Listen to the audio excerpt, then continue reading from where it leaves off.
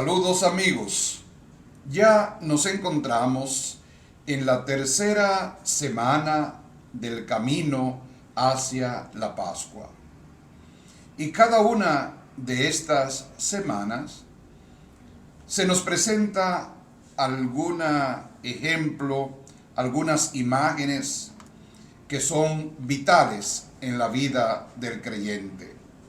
Una primera semana donde se nos invitaba a vencer las tentaciones.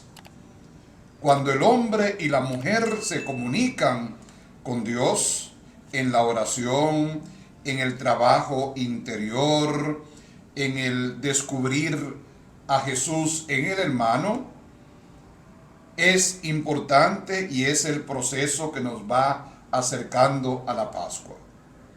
La semana pasada se nos invitaba a reflexionar sobre otra imagen. Jesús se transfigura. Nuestro cuerpo va a ser también transfigurado y va a ser glorificado. Pero después que pasemos de esta vida, de los esfuerzos cotidianos, hasta llegar a la muerte y resurrección del Señor. La Pascua, la resurrección del Señor, tiene que pasar por el camino de la peregrinación, de las realidades temporales y obviamente enfocados a las realidades eternas.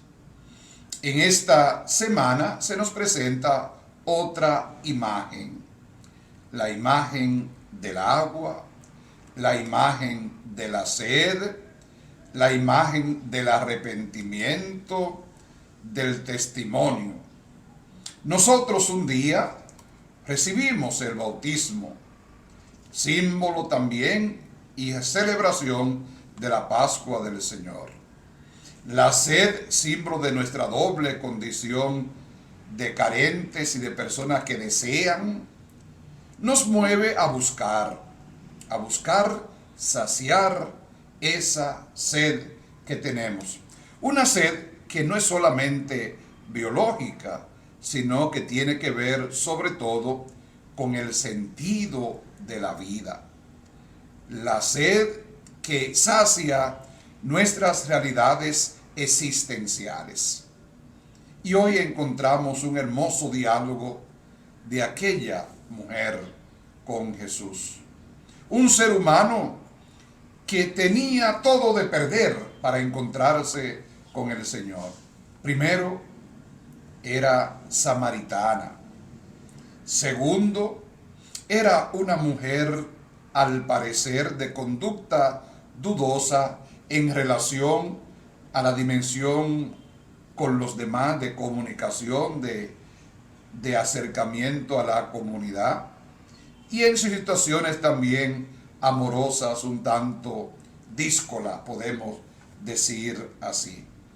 Y esa mujer que tiene un diálogo con Jesús, esa mujer que va a mediodía a buscar agua porque a esa hora nadie va y no quiere ella encontrarse con nadie, no quiere dialogar con nadie. Sin embargo, Jesús, que conoce las intríngulis, que conoce nuestras necesidades, que conoce nuestro corazón más que simplemente lo que hacemos, que conoce nuestro interior, se acerca a aquella mujer, le abre el corazón, le habla con paz y esa mujer encuentra la salvación. Es un diálogo restaurador el de Jesús con aquella mujer, símbolo también del pecador que siempre tiene ante el Señor la oportunidad de reenfocar su vida, de ir al manantial del amor y de la vida que es Jesús para cambiar de actitud, para ser mejor persona, mejor ser humano. y viviendo desde ese manantial puede saciar su sed, y tendremos nosotros también herramientas para saciar la sed de tantas personas alrededor, de tantas personas que no tienen sentido en su vida, de tantas personas que pueden con frecuencia perder la esperanza. Y en este encuentro con el Señor, Él también va a dar sentido a nuestra vida, a nuestra existencia. Leemos hoy una primera lectura del Éxodo, capítulo 17, del 3 al 7, donde el pueblo, en una situación particular en su camino en el desierto, en el camino hacia la tierra prometida, en su peregrinación, pide a Dios de beber. Y aparecen estos dos nombres, de Masá y Meribá. Estos nombres en lo que se ha establecido una relación etimológica con el hecho de tentar al Señor. Y ahí la inquietud del pueblo de que Dios les responda. Habla de este relato donde el pueblo quiere percibir la presencia directa del Señor. Pero también ha venido a tener una simbología, la actitud por la que pasa el pueblo y por la que pasamos todos nosotros los creyentes. ¿Cuántas veces nosotros también tentamos al Señor y nos preguntamos, ¿está Él o no está con nosotros? Por eso no importa mucho si ignoramos dónde está Dios en nuestra vida. Y encontramos esta leyenda o esta experiencia del pueblo judío. Y podemos entender cómo se pone de manifiesto la presencia de Dios en el pueblo. Y será prefiguración de lo que Pablo en la primera carta a los Corintios, en el capítulo 10, a partir del verso 4, nos va a decir que la roca salvadora es Cristo, de donde brota la fuente de agua viva. La roca de Oreb, sobre la que debía golpear Moisés para dar agua al pueblo en el desierto, en la fuente de Meribá, han tenido una gran tradición en el Antiguo Testamento, especialmente en los Salmos 78, 95, 106. Ya se sabe que el desierto es el lugar de la prueba, especialmente por la necesidad de beber el agua. El agua siempre ha sido, y en aquel pueblo era un tesoro. Era una región rodeada de desierto, y por lo tanto hacía falta el agua, poca agua, y era signo también algunas veces del castigo y de las supuestas tentaciones que el pueblo percibía también allá en ese lugar. El pueblo no quiere morir en el desierto, aunque podían haber muerto esclavos y explotados cerca de la pirámide de Egipto. Pero así es el signo de todo tipo de liberación. Y el pueblo se pregunta, ¿está o no está el Señor en medio de nosotros? Es un interrogante del pueblo sediento. ¿De qué vale la libertad conquistada? El texto quiere reafirmar la fe de un pueblo en Dios. Pase lo que pase y suceda lo que suceda. Es más, las dificultades y las adversidades deben ser las que pongan de manifiesto la fe en Dios. porque siempre Él, de una manera o de otra, nos da el agua de la roca. Dios está en medio de nosotros, pero no podemos exigirle que lo muestre como nosotros lo queremos, sino que sepamos buscar el agua que nos proporciona de roca. En sus entrañas lleva una fuente. Sin la vara de Moisés, sin el milagro de la magia, sino con la confianza y la fortaleza de ánimo de un Dios que vive en medio de nosotros, un Dios que nos regala su gracia, un Dios que nos regala los sacramentos, un Dios que nos regala la vida. Y encontramos una segunda lectura de Pablo a los Romanos en el capítulo 5 del 1 al 8. Dios nos ofrece la salvación simplemente por amor, porque nos ama. Y aquí se nos ofrece una enseñanza clave en esta carta paulina. La verdad es que hoy la palabra de Dios nos sigue animando, nos sigue motivando. Y el apóstol comienza en este instante el meollo de su carta, a partir del capítulo 5 del 1 al 8. Y lo hace con una significativa proclamación querigmática del anuncio de lo que Dios ha hecho por toda la humanidad por medio de Cristo, que lo ha llevado hasta dar la vida por todos. Esto es básico en el pensamiento de Pablo y en la proclamación de la condición de la religión cristiana. Vemos aquí que es Dios el que sale al encuentro del ser humano. No es el hombre el que sale en la búsqueda de Dios. Es Dios quien da el primer paso. Es Dios quien toca nuestra vida y toca nuestros corazones.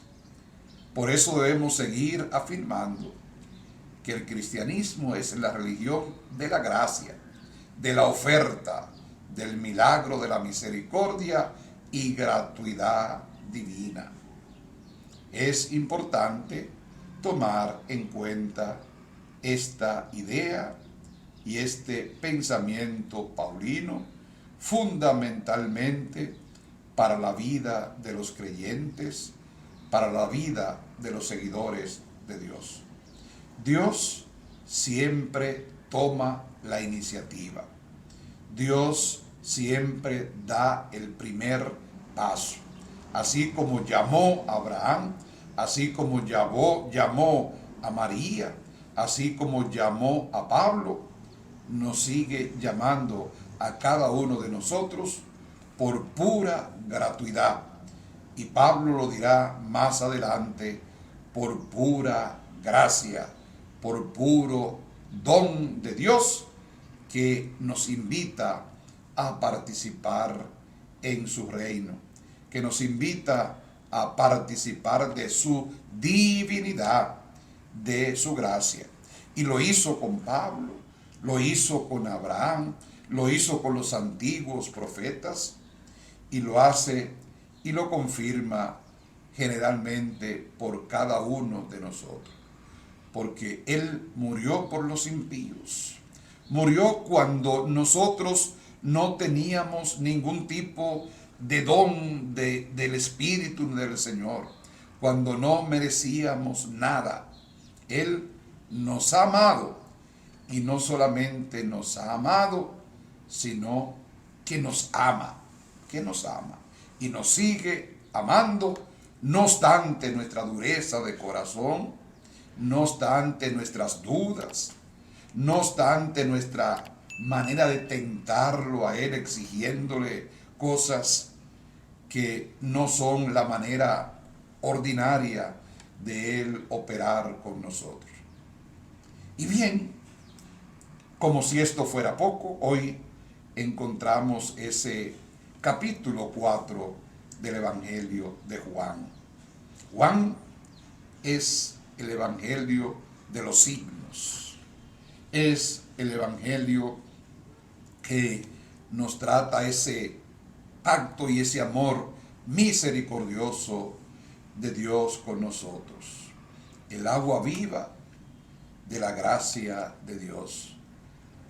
El Evangelio de este domingo nos ofrece una de las escenas y diálogos mejor construidos del cuarto evangelista. Todos hemos escuchado de alguna vez esta narración de Jesús y la samaritana, aunque tal vez no siempre hayamos obtenido y estudiado a profundidad. Puede que hoy no la digamos completa, pero su sentido es el mismo que exponemos o que expone Jesús. Pasa por el territorio de herejes, como eran considerados los samaritanos por los judíos ortodoxos. Es una vieja historia de odios y rencores a causa de la religión. Los samaritanos se consideraban herederos de los patriarcas. Tenían su Pentateuco, creían en Yahvé, en Dios, pero unos y otros pensaban que su Dios era mejor que el del otro. Y su templo, ni hablar, uno en el monte, y su agua, su fuente, las escenas se sitúan en Samaria. Los samaritanos proceden de la unión de tribus asirias y de judíos en el reino del norte, antes de su destrucción en el año 721 más o menos. Después se llegó a un verdadero cisma entre judíos y samaritanos.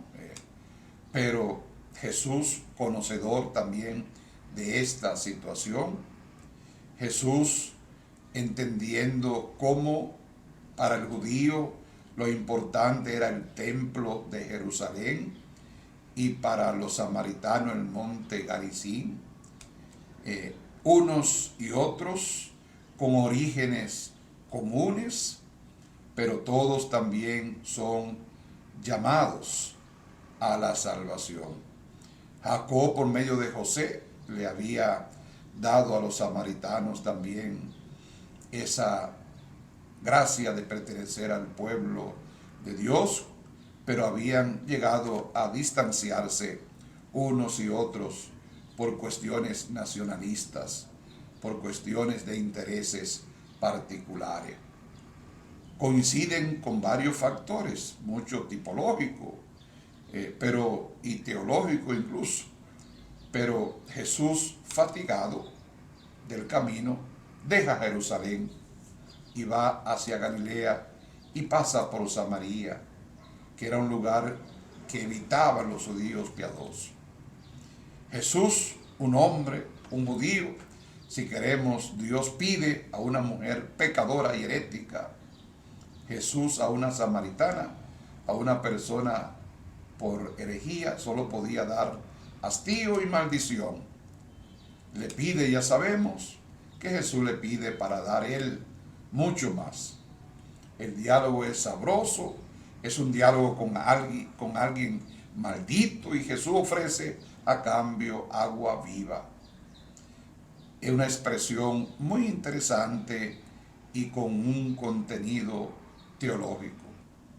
Jesús ofrece por el agua del pozo, que puede significar el judaísmo, o lo que prometía y no daba, ya que los samaritanos también eran judíos.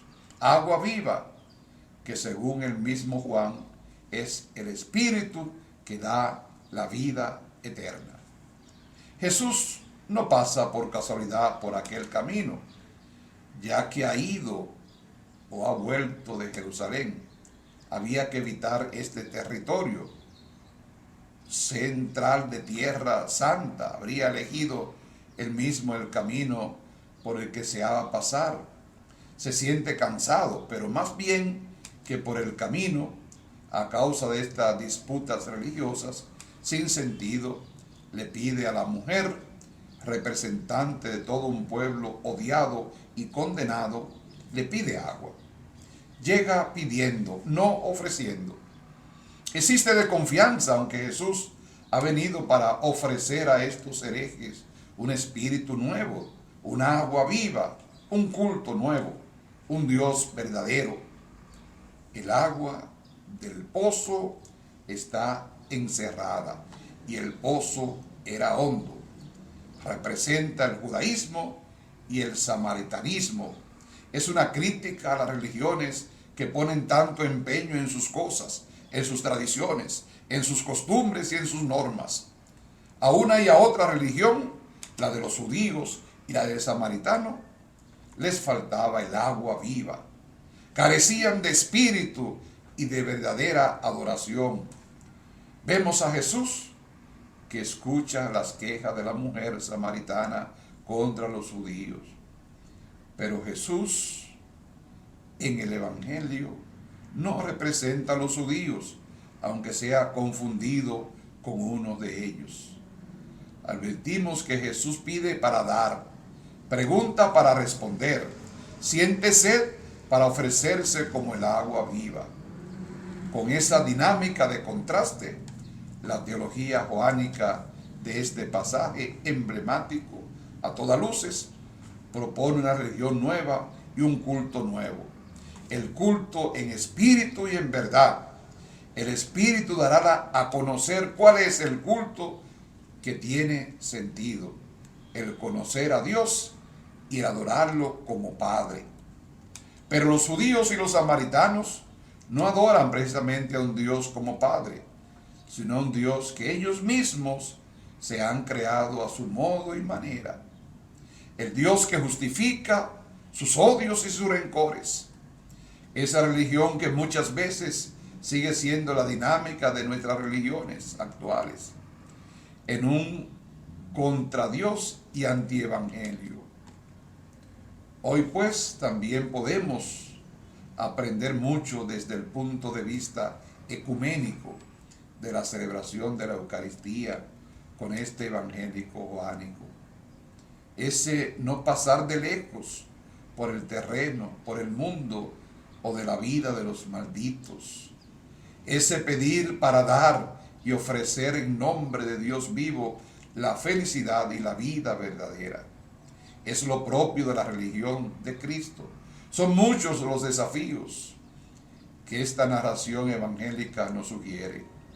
El relato nos muestra a un Jesús que en este caso no es un simple judío, sino el Logos de Dios, la palabra de Dios, que habla y se dialoga como una mujer que representa un pueblo con sus influencias sincretistas, pero al fin tal, una mujer que descubre algo nuevo que viene de Dios, y entonces todo cambia. Se deja de lado la historia pasada, reglas que atan el corazón y el alma de la gente religiosa y hacen posible descubrir a Dios como Padre. Que en esta semana, que en esta meditación del texto evangélico, de esta invitación que Pablo nos hace hoy y que también leímos en la primera lectura en el Éxodo, podamos acercarnos a un Dios que nos ama, a un Dios que da sentido a nuestra vida, a un Dios que espera que lo amemos y que lo adoremos en espíritu y en verdad. Un Dios que nuestra fe en Él no sea una teoría, sino que lo descubramos y le sirvamos en el hermano. Y entonces, una vez que a Él lo descubrimos, llevamos el mensaje a los demás, a los otros, de que Dios vive y está en medio de nosotros, y todos nosotros somos hermanos, y Él es nuestro Padre común. Feliz semana para todos.